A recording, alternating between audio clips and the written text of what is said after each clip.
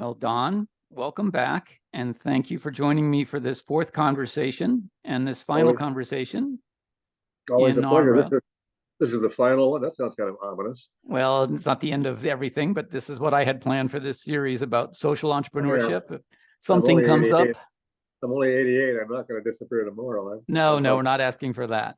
But okay. we've had three conversations about your experience doing what is now called social entrepreneurship, social activism, community organizing.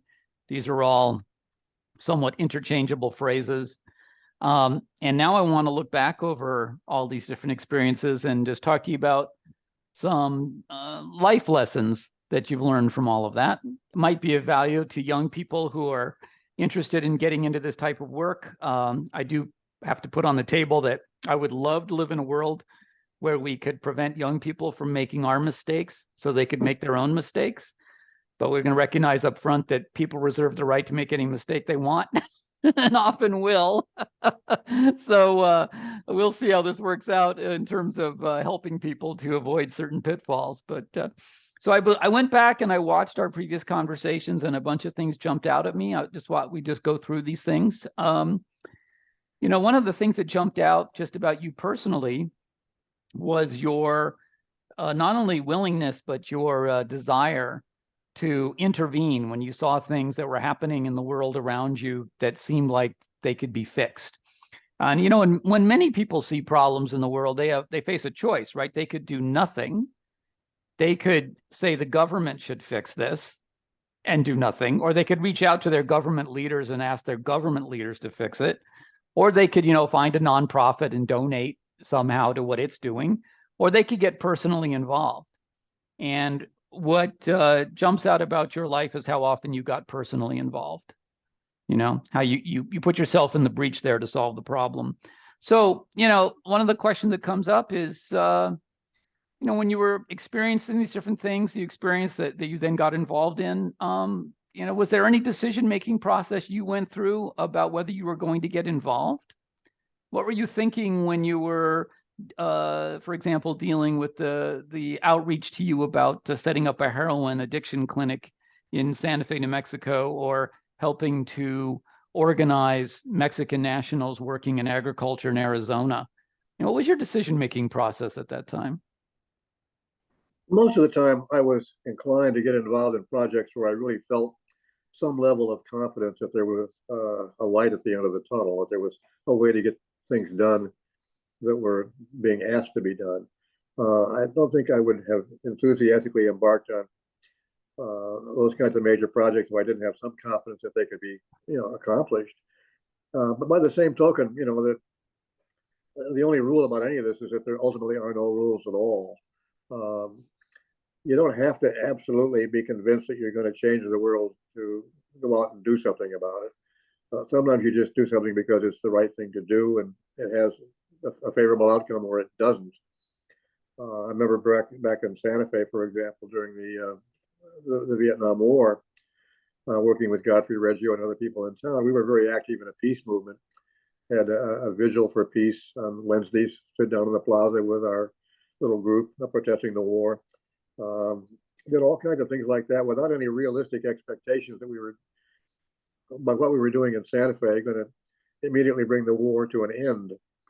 Sometimes you do things because there's just a need to bear witness, make a statement, arouse people's consciousness about an issue at least. You don't always have to assume that you're going to have the ultimate outcome immediately that you're supposed to be having to do something. But by and large, I prefer to get involved in projects where I have some sense that there is a way to get it done. And I think one of the things that people don't always understand is that when you're living in a community, you can't always solve the world's problems, but you can often solve the problems in your community, or at least in your neighborhood. You ultimately have to be willing to do what you can, where you can, why you can, with the resources available to you, kind of a thing. Small successes are very important. I mean, the world is ultimately made up of many, many, many small successes. So you don't have to focus on everybody being an international star, organizing on an epic scale. a library in town, or a labor union in a particular part of the world, or a farm co-op in a particular valley somewhere. All these things can make a big difference. And so it's local. Most of effective organizing is actually local, with or without the outcome that you would like. But it's local organizing that you really have to be focused on. And because it's local, it's not that difficult. You're not really asking yourself to go out and change the planet. You're dealing with a problem at a local level that is within reach and is manageable. The other lesson is the incremental nature of a lot of this. You can't expect to do everything all at once, if you have any realistic sense of how the world works. You have to take what you can get while you can get it, as best you can. Perfect is the enemy of good in many respects from an organizing point of view. You don't reject an idea because you can't get it all. You get what you can get. You get as much as you can, and keep hoping that over time you can add incrementally to that, which is the way things generally work anyway. But it's a step-by-step process, and it's a local process, and it's a within reach process. It's the kind of thing that you can school yourself up enough to learn how to do it and get it done and get it accomplished. I think this confidence in capacities for those kinds of changes to occur are the confidence in itself and the outcome is important. Let me just turn to something else here that's related to that. You talked about the light at the end of the tunnel. Go into something where you could see where you might achievably, realistically get to. When I look back across the different projects you were involved in, one of the things I want to lift up again, is something I mentioned in one of the earlier talks.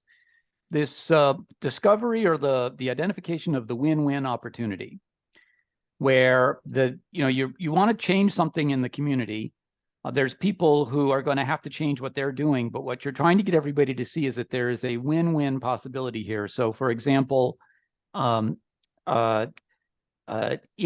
the Arizona farm labor situation, those growers who embraced what you were doing ended up with what you referred to as the Super Bowl of citrus. You solved a lot of problems for them. You got them the highest quality workforce that they could possibly ever have, the highest efficiencies in the picking of their fruit, potentially higher profit margins. The workers got better housing, better wages, far better wages, better working conditions. Everybody came out a winner. And I see that in a lot of the other things that you did. So it sort of says, if you walk into a situation and it's a zero sum, where someone's going to have to win and someone is definitely going to have to lose, that's a very difficult and different type of situation to get involved in.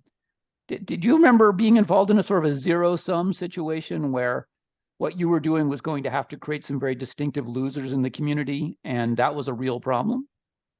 Well, sure. I mean, the drug clinic in Santa Fe, that was there was a whole structure of narcotics dealing that loses money if people quit buying heroin. And sure, there's a group of people that lose in that respect, and we had to deal with that. They're almost in everything you can think of. There's almost some small or large contingent of the community that may not be happy with what you're doing. That was certainly the issue with Elvisio, the drug clinic. I mean, we had to deal with the fact that we were not making a lot of friends in the business of dealing narcotics, and that was an issue we had to resolve, unanticipated for me at least. But another illustration of that happened in that same program. While I was administering Elvisio, we had some impact on the lives of the people that were part of the program, and that they were no longer having to spend a couple of $100 a day or to buy narcotics, but they still had to buy groceries and pay a rent and all the rest of that stuff. And these were people without employment by and large. And all we were really doing at the outset for many of them was simply reducing the amount of criminal activity they had to engage in to maintain their existence. We were cutting down on the amount of stuff they had to steal if they were shoplifting to buy drugs. but we were not paying their rent or buying their groceries, so that was still an issue. And we had a lot of property crime in the Santa Fe area at that time. It was a lot of stuff. The property crime I'm defining as the shoplifting, residential and commercial burglary, auto theft kind of stuff. Those are the major categories of property crime. So it occurred to me this was a problem. We haven't taken a complete bite out of the apple. We had just taken a small bite out of the apple. I looked around and I discovered in Social Security laws there was something called Title IV, which was a potential kind of WPA program. If we could raise the money, we could get we could raise 25%. We could get a 75% federal match through Social Security Title IV for programs designed to mitigate people that were either unemployed or potentially unemployed.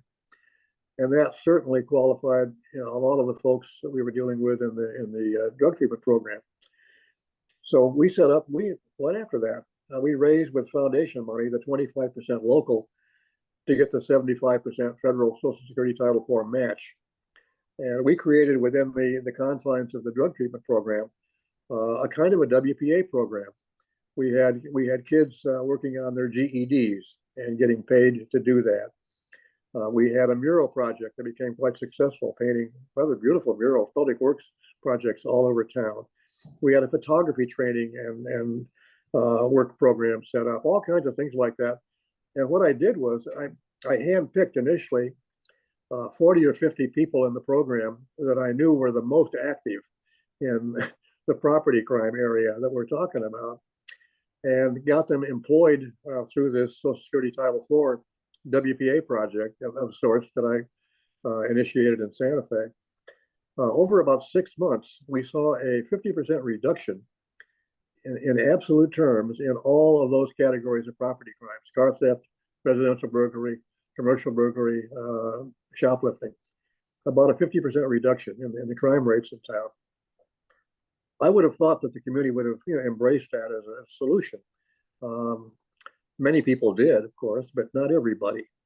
It turned out that the Santa Fe Police Department at that point was trying to get what was called a Justice Department Metro grant, added money for policing and equipment and all kinds of stuff. And at that time, the legislation underlying that kind of a grant from the Justice Department required a rising crime rate. You had to rate it with a rising crime rate. Oh dear. And the police department got very upset with the fact that we were sabotaging their capacities to get extra money through this Justice Department program. Oh, and dear. they put pressure on the city council to kill the WPA project that I had initiated with Elvisio. And I went to the city council and even argued and showed graphs and charts and all kinds of damn things. How this was reducing the property crime rates in town at no cost whatsoever to the people of Santa Fe. This was foundation supported and Social Security Title IV supported. There were no local taxpayer funds or property tax monies or anything else involved. And we had taken a 50% bite out of property crimes. Probably one of the few capital cities in America at that time that had a rapidly declining property crime rate. We lost that fight. The police department argued that the addicts in town were effectively blackmailing. They were saying, if you don't give us money, we're going to steal. And in a curious kind of way, you can make that argument. I tried to explain to the city council there are just two ways you can make a living, ultimately: legal and illegal. And if you haven't got an option that's legal, unless you're a kamikaze pilot or otherwise suicidal, you're going to find an illicit way of making a living. You're not going to starve to death. You're not going to starve your kids to death. You're going to do what you have to do. And we needed to address that situation realistically. I lost that fight. We Fascinating. yeah, many. And ultimately we had to shut that program down. And within a matter of months, the property crime rates were right back up where they were when we started. And the police thing probably didn't help. Now let me move on to a parallel example here. It's really fascinating to me because there's also an ideological component that I want to raise up about. A lot of people would like to just deal with this as issues of economics. Think about this as issues of economics. Things make sense economically. I know from talking to you in the past that one of the problems that El Vicio heroin addiction program encountered in Santa Fe on the part of the police was the police weren't always inclined to shift their thinking about how you dealt with illegal drug trades and the decriminalization of that. And there was a lot of ideology buried in there. When you went to Arizona to work in farm labor, one of the things that fascinated me was that while there were particular growers, you referenced Art Martori, for example, at a particular ranch, there were growers who I believe never signed and never picked any fruit. Their fruit fell to the ground rotten. Is that right?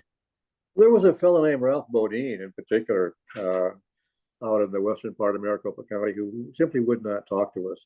He was ideologically unable to sit down and have a face-to-face discussion with anybody representing a union or his workforce or anything else. He just couldn't bring himself to do it. It was his farm, damn it, and he was going to have operations conducted the way he wanted. His money, his land, his fruit, his everything. Nobody was going to tell him how to run his damn business, and he just wouldn't talk to us, not at all. We ultimately shut him down for a couple of years in which he simply did not pick fruit. He would bring in a new crew, and we would take it out as fast as he brought it in. Go out at night, organize them, and get them out of there. Move them to another farm. And the saving grace for him, which was unique to Maricopa County at that time, which we did not fully understand at the time, was that the real value of his farm by the mid '80s was no longer in the fruit, but it was in the land. Right, to build houses. And basically, he just held on long enough for a couple of seasons where he didn't pick, to the point that he could sell it for $1 zillion as a residential development area. And but the fact is, he just would not deal with us. He was ideologically not prepared. There was another fellow who couldn't deal with us also, who dealt with it in a curious kind of way. He got him Fletcher, Bob Fletcher. Fletcher Tires. He also sponsored an Indy 500 car some years.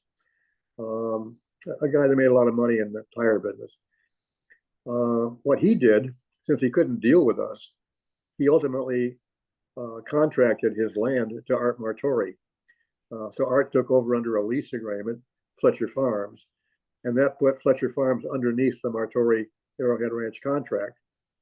I mean, Fletcher knew that ultimately that was going to have to happen, but he couldn't do it himself. Right. And so he essentially leased it to Martori, and Martori, embraced it and put it under the contract he already had with us. So you find growers at all those stages. Some that have to find some cute way to make it work, and some that just can't do it at all.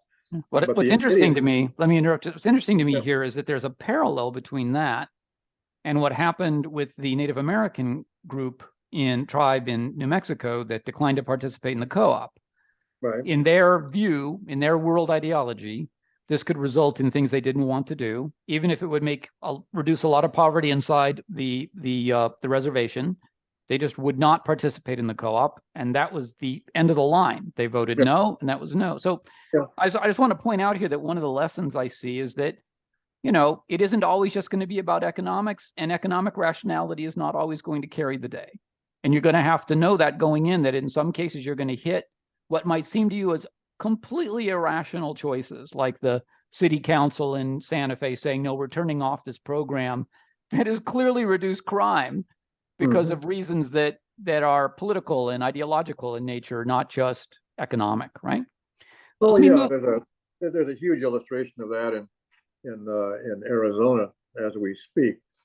In the little town of Superior, which is east of Phoenix, there's a lot of copper in the ground, but it's largely on an Apache reservation. And part of that reservation area that is most laden with copper ore, a particular mountain, is a very sacred site to an Apache tribe in that area, with all kinds of locations, shrine sites, and everything else on that property. And there's a lot of money involved. There's many millions of tons of copper ore in the ground in that mountain. And there's a great market for copper right now, in part because of the needs of the automobile industry and everything else for carbon-free operations of various kinds. Copper all of a sudden is an important commodity. And the U.S. no longer has internally all the copper it needs. We're now importing copper as a country. The Apache tribe could make a hell of a lot of money if they would consent to that land being developed for copper purposes. It's probably going to be developed anyway. There's a move by the government right now with the copper companies to ultimately find a way to issue a permit for extraction of copper ore in that area. The Indian tribe is resisting it, I suspect, without a happy outcome for them eventually, because the economic pressures and the national interest pressures and all those things are so severe. But they're right now turning down what could be, a lot of money for the tribe on a very fundamental religious basis. But this is sacred ground. Yeah, don't carve it up. Don't make a mine. Don't mess it up. And right.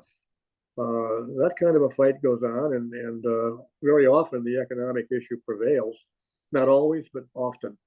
But right. I have a bad feeling in this case for the Apaches that they're probably going to lose this fight, and it's unfortunate for them. I'm not going to sit back and try to argue the larger question. I don't know. We have competing values here, that are all important. Getting off carbon emissions is important. Protecting sacred rights of Indian tribes is important. All that kind of stuff is important. And sorting out competitive values is always a hard issue to resolve happily, because there's a loser almost always. Let me turn now to three other things that go together that I see in your work that are, I think, really important for young people who are interested in this to really understand. They have to do with some nose to the grindstone issues that go well beyond, for example, sitting in a bunch of meetings and just organizing people and trying to get support for what you're doing. And the three nose to the grindstone issues that jump out in your work. First, really intense emphasis on logistics and planning. A lot of what you did had incredibly intense logistics and planning associated with it, really nuts and bolts logistics. The second was you really had to understand law and public policy in a really fine-grained way. And third, you had to understand how to work within existing markets, how markets actually worked. And as you pointed out, in some cases, not understanding those markets in totality really came around and bit you when you were trying to do stuff. So let's go through so logistics and planning. There was very intense logistics and planning with regard to the agricultural co-ops in New Mexico, with regard to standing up a heroin addiction clinic in Santa Fe, and with regard to organizing workers in the trees in agriculture in Arizona. I mean, I take it that a lot of what you did on the ground was just a lot of logistics. Well, the administrative part of everything is absolutely crucial, and an awful lot of organizing efforts around the country fall apart at that administrative level. I mean, one of the things you learn early on is that it's not all sitting around with a group of people and singing Kumbaya and having marches and protests and waving flags. If you're an organizer, and as I was at that time, you spend a lot of downtime just by yourself. You spend a lot of time writing proposals, sometimes days at a time. You're sitting at your desk and cranking out paper, and that's a private, personal, lonely, isolated, not a big group kind of activity. So an awful lot of organizing time, if you're a crucial part of the thing, is spent in your den working on projects on the paper level to get them funded and make the contacts and get all that kind of stuff done. The other very crucial thing that really damages an awful lot of projects like that is money management. You have to have very careful financial controls. You have to have good accounting systems. You got to be able to report back to foundations to the penny and document it, where the money went. One of the hardest things you have to do is train your staff to keep receipts for every damn thing they buy if they want to get reimbursed. Don't tell me you filled your tank full of gas if you haven't got a receipt from the gas station. You have to educate your people to document their expenses. You have to have a bookkeeping system that records them. You have to have a system that provides that financial backup, the paperwork with your financial reports to your funding source. You have to have a lot of tight administrative controls. It's lack of control of money and the abuses that can happen. Not always the kind of things you're thinking about in the sense of embezzlement, just lack of accountability. Maybe the money be able to report. Maybe the money was spent absolutely the way it was supposed to be spent. But you can't prove it. You haven't got the documentation to support it. So accepting the fact that you have to do those kind of things to make it work is one of the reasons that an awful lot of projects fail, because they don't build that into the system to begin with.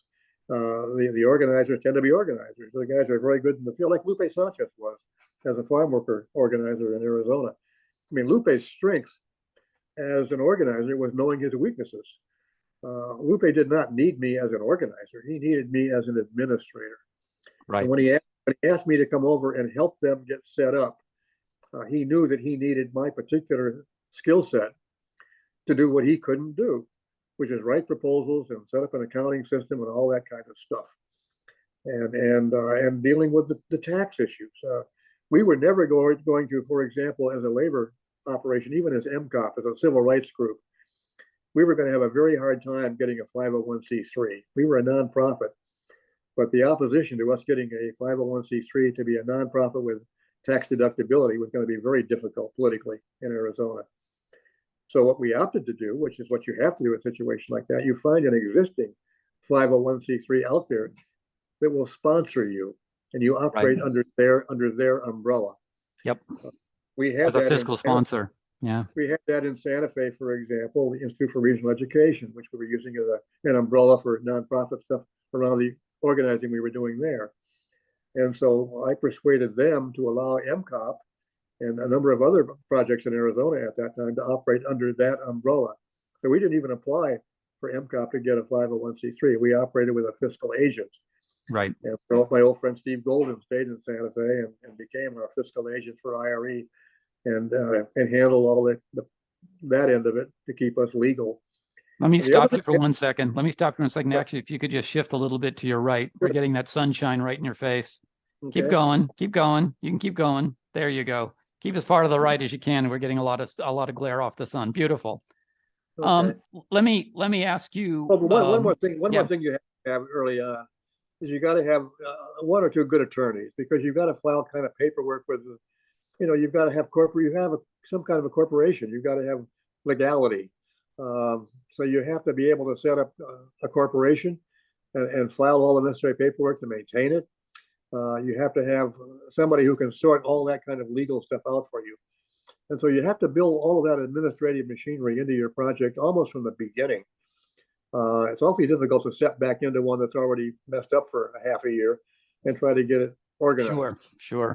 It's a lot easier if you get it organized at the beginning and keep it that way. But that means you have to devote some budget, some staff time, some energy to the non-sexy aspects of organizing, which is the paper end of it. And that's an important thing. And the fact that Lupe knew his weaknesses, he knew what he didn't know, and was smart enough to reach out and make sure that was available, is a mistake often made by many other people not to do that, and to think they can simply organize and that everything will just sort of take care of itself. It doesn't. Yeah. It gets messed up in a hurry. And when things get messed up financially, there always is the illusion that there's criminality going on, that somebody is pocketing money or some damn thing. Sure. And people who want to point that out, people who want to press that case, because that's how they're going to go after you. Yeah. Right. Yeah. And I mean, that's a very important thing not to have happen if you can avoid it. Try to avoid any indication that there's any kind of hanky-panky going on. But recognizing the administrative requirements and dealing with them immediately is a crucial aspect of any of this kind of stuff. And I learned that, just in the process of doing it. When I was growing up and becoming involved in stuff like this, I didn't have available to me any kind of place where I could get instructed on how to do that before I began to do it. I mean, I had to learn all these things the hard way. Even the thing that you talk about, us not understanding fully the economic consequences sometimes and learning the hard way.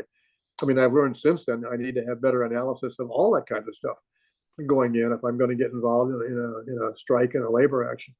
But yeah, it's a lot of learning has to go on if you're going to be ultimately effective at these levels. And I just want to circle back on two examples you raised up about, some interesting things about the law and public policy when you're becoming involved. Several cases where, either you discovered there were elements of things in the law and in public policy that were not being used and could be used, or there was language that had, doors open in it that you could sail through. So in the case, you just raised up the case for El Vicio, and in Santa Fe, you discovered that there was part of the federal government Social Security laws that opened up a door for funding a program, and you found out how to do that.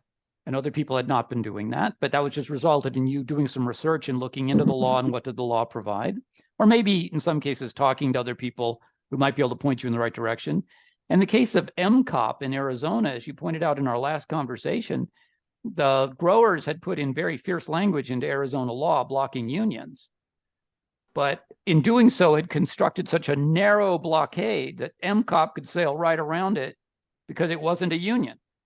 Right? Well, what they did was the Arizona State Farm Labor Law set up a situation that made things like boycotting and stuff a felony. It regulated your capacity to have picket lines to the point you really couldn't. We had to have mobile pickets because if you had stationary pickets, you were violating the law. Mm-hmm. So we had to have caravan pickets that were going round and round and round. And if we stopped for a stop sign, they would try to bust us. That literally while we were stopped for the stop sign. We had to find ways we could get around with mobile pickets. But right. The big and they had a system where if you wanted to organize, you had to go through an election on the farm. And the election was not with the grower, the election was with the labor contractor. Because the grower had an intermediary between him and the workers. He hired a labor contractor. And so if you got an election and you held the election and you won the election, all the grower had to do was change labor contractors. Right, and you were out. And then you wasted all of that organizing time, which is musical chairs. You couldn't win. There was no way you could win. The law was set up in such a way you couldn't get a union unless the grower himself wanted one. Mm-hmm. But what they did was they created a situation where we could do all the skirmishing with the grower. It would make him want a union legally. They didn't prescribe what we could do as a civil rights organization. And so we could drive a grower crazy to the point that he said, "Basta, what can I do to stabilize the situation? Right. How can I stop this and move on?" Yeah. And when Martori and others wanted a union, we gave it to them. We could not get a union under the State Farm Labor Law. We could get a union when the grower wanted one. But they hadn't realized that going in, and they didn't organize the law that in any way impacted MCOP's work as a civil rights organization to set the stage for that. Now, that was their weakness. And we simply calculated psychologically that we could drive a grower to sufficient despair over the lack of predictability of his business that he would ultimately, see it our way. Sure. And it worked. That was the conundrum we had to deal with at the time. But it was a very perverse State Farm labor. That was why Chavez left. Cesar Chavez pulled out in the early 70s when that State Farm Labor Law was passed. He conducted a fast trying to get the governor who had signed the law out of office, recalled. That did not work. And when he was stuck with that law remaining in place, Chavez pulled the UFW out of Arizona. He felt it was hopeless to organize. When we asked his permission to begin in 77, he gave it to us. Go ahead, do what you can. I think he gave it to us, assuming we would fail as he had failed. He got very upset when we began to have success and came in and ordered us to stop. Yeah, this is another piece that I think we need to lift up here, which is that when you get involved in these types of street level, ground level social activities, you are in some cases, maybe even inevitably in many cases, going to get in conflict with other similar organizations trying to do ostensibly very similar things. And that's just one of the pieces of this can be highly frustrating. You would think everybody be on the same team, trying to achieve the same stuff, but that also doesn't often work out that way, right? You end up in direct conflict with those you think would be your friends. Well, we did not expect that from Cesar and the UFW. We assumed as we became successful that we would eventually become like a local in the UFW, the Arizona local of the UFW. It turned out that Cesar was unwilling to accept the idea of local labor unions.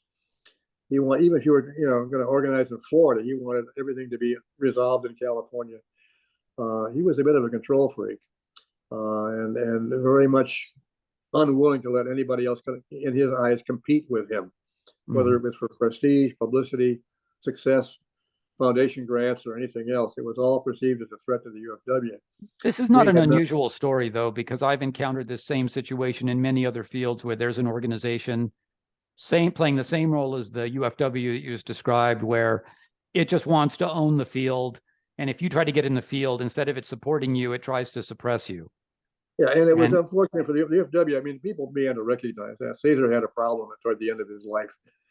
It was like watching a movie run backwards. The first half of the thing was beautiful, then the thing ran backwards and unwound itself. Unwound, yeah. And he shut down effectively organizing operations, or tried to, in Texas, the Northwest, Florida, Arkansas, all kinds of places. Anything he couldn't control, he did his best to put out of business. Sure. And the UFW could have become a large, successful national farm labor union with locals had he been willing to accept the idea of a local union. And I got to tell you, just from an organizing point of view, you have to make decisions so quickly if you're going to be effective, which is one of the things we could do as the AFW in Arizona. If we had to shift gear very quickly in a strategy, we could do it immediately in a quick staff meeting.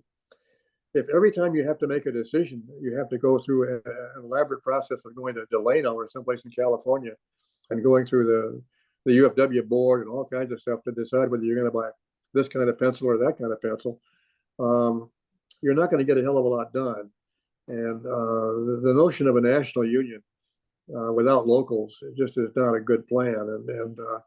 And he was never willing to embrace that. The other problem that Caesar had, which he supposedly got better at before he was over, was his opposition to undocumented workers.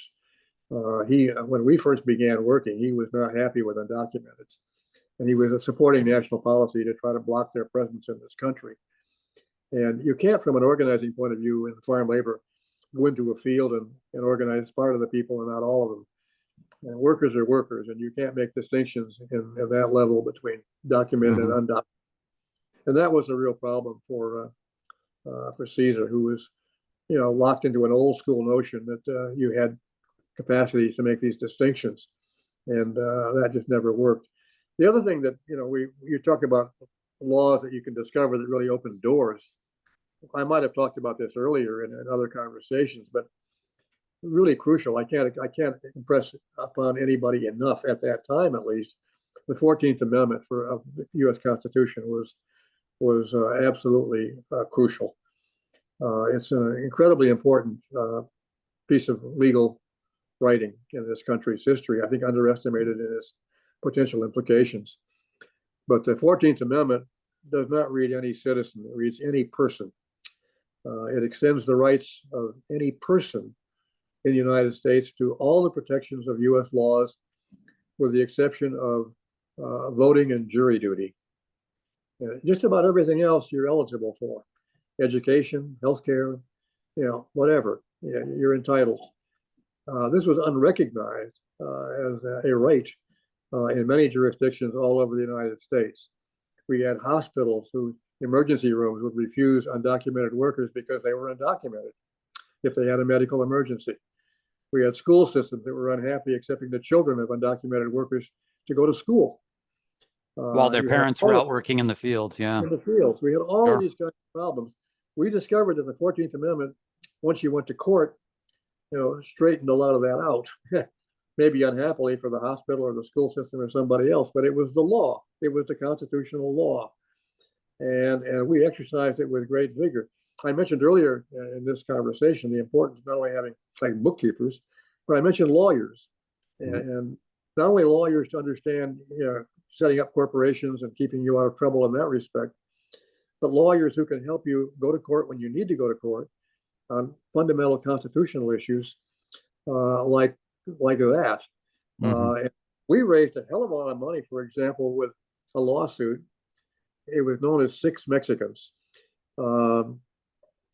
In cooperation with us, the local legal aid people in that part of Arizona brought a lawsuit under federal law against a whole consortium of Arizona growers for their consistent violation over many years of federal minimum wage standards, which they somehow thought they didn't have to obey because they were employing undocumented workers. They didn't understand that undocumented workers had legal rights to federal minimum wage. And we collected in court many millions of dollars in back wages for designated. We had a list of many. It was a collective action, a group action. And I mean, one of the most effective things that Lupe Sanchez did as an organizer was when he and a team of people went to Mexico and handed out considerable sums of money to undocumented Mexican workers in Mexico one summer when that award finally was worked out. And there's nothing more impressive than being able to go down there and hand out, thousands of dollars here and thousands of dollars there for back wages for the years that people got screwed. Sure. Some huge benefit. Well, it's the union doing its job. It's servicing. Right, that raises a couple other things here. One of which is, if you're going to go in and do community activism, community organizing, you're making promises to people. You need to deliver on those promises, or you're not going to succeed. They're going to abandon what you're doing. If you set up a drug treatment clinic or any other kind of a clinic, you got to run it. You got to make it work. You got to hire people and train them, and do all the work that's involved in keeping it going. You have to serve the community as you promised to serve the community. If you have a labor union, you have to provide service to the workers who have any complaints or any problems or anything else. Sure. You have an ongoing task that is not sexy or exciting, or it's just work. Yeah. Things you have to do on a daily basis, be there and take care of and be responsible for, and make the people that you're servicing understand that you're there for that purpose of providing the services that you've advertised. There's a lot of work involved. It's not all fun and games. It's a lot of just hard work. But it's at the same time, it's very rewarding work. You feel kind of good about it, if you're the right kind of person at the end of the day to get that accomplished. Another issue that comes out in the work you did is when and where to try to make use of public relations in the media. In some cases, you were working on behalf of communities that would look very much deserving of relief in the eyes of the television camera. I'm thinking, for example, of taking TV cameras and showing them the squalid conditions that the workers were living in Arizona under those trees, very indefensible conditions. Right. But then you had other problems, like, for example, I'm guessing that at times treating heroin addicts in Santa Fe was not exactly camera ready, in the sense that these were not going to be people who other people look at and just say, oh, look at this terrible situation, we should fix it, right? Because there's sort of demonization of the drug addict and of the community. How did you navigate this decision of when and where to try to go to the media for help? In Santa Fe, I initially didn't try to go to the media. I went to churches. I got myself as a volunteer to do guest sermons in a variety of churches around town. And I basically, I mean, I have to say I'm agnostic. I'm not even much of a Christian, I suppose. I'm just an agnostic guy. But I basically talked to people in the congregations that I spoke to about the Christian notion of service and the as you do unto the least of these, so you do unto me concept. That these people were people very much in need of our help. They were human beings. And that was a Christian, religiously supportable thing to provide assistance to people that desperately needed this kind of assistance. There was a medical problem. They needed help dealing with it. And you appeal to people to their better nature, to their if they have those kinds of belief systems in place, which many of people do, to really call them on it. If you're going to talk about believing in these things, this is one way you can manifest that conviction. You can support efforts to embrace these people. The same thing with undocumented workers. I mean, there's a lot of opposition to undocumented workers, but there's a lot in religious tradition, Jewish and Christian, about the importance of how you treat strangers who in your community. The Good Samaritan. You host them. Yep. You don't throw rocks at them. You welcome them and host them. Right. And so one of the things you have to do is kind of remind people in any community of the fundamental tenets of their own supposed belief systems. And that works a great deal in your favor sometimes. we ultimately ended up with support from churches that we might have had opposition from. But I mean active support, for example, food drives and stuff like that. Right. In Arizona, when the green onion fields all went on strike at the same time, leaving you with thousands of people, you had a faith-based component to supplying that food need. Exactly. Right? And some of them you would have expected because they were the kind of groups of people in churches that were already kind of liberally predisposed, but not always. Sometimes they weren't, and you brought them around by reminding them of the obligation of welcoming people like this and not being hostile. But we also had to play little games, little things we were conscious of the downside. I don't know whether I talked about this before when we were talking about the farm labor stuff.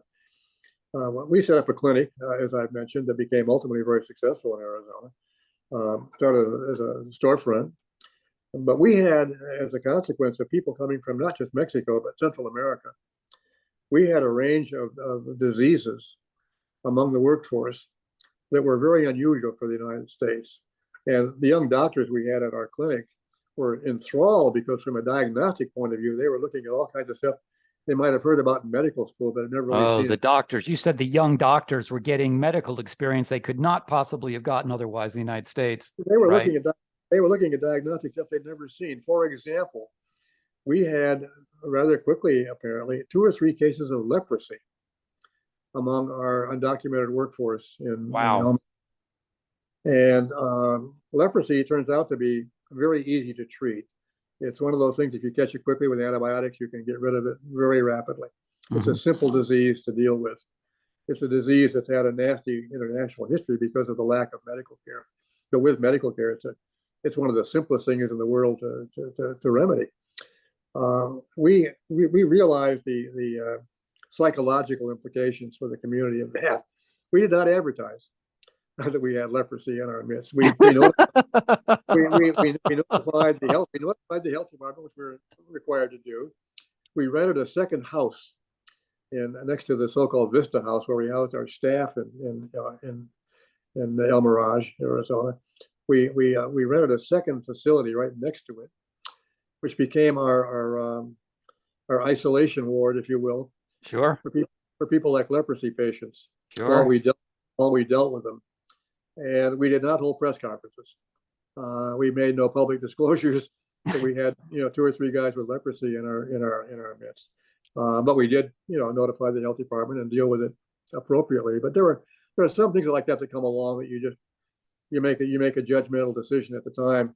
There was already enough controversy when the initial strikes began out there.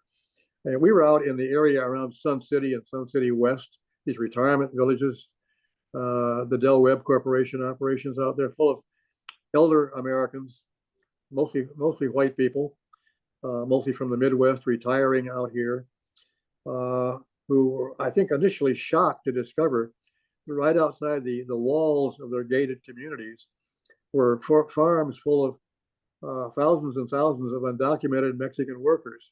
Yeah. Who, many of their minds were, going to come climbing over the walls and embark on pillaging and raping of, what the hell was going to happen. There was already enough anxiety about that we had to deal with and get people's, prejudices under control on that kind of a subject, without suddenly creating a fear of the widespread of leprosy or some damn thing. We had to make some tactical decisions about stuff like that at the time that we had not anticipated, but the doctors we were hiring were just fascinated because they were looking at stuff that they were probably they were going to be better doctors as a result of.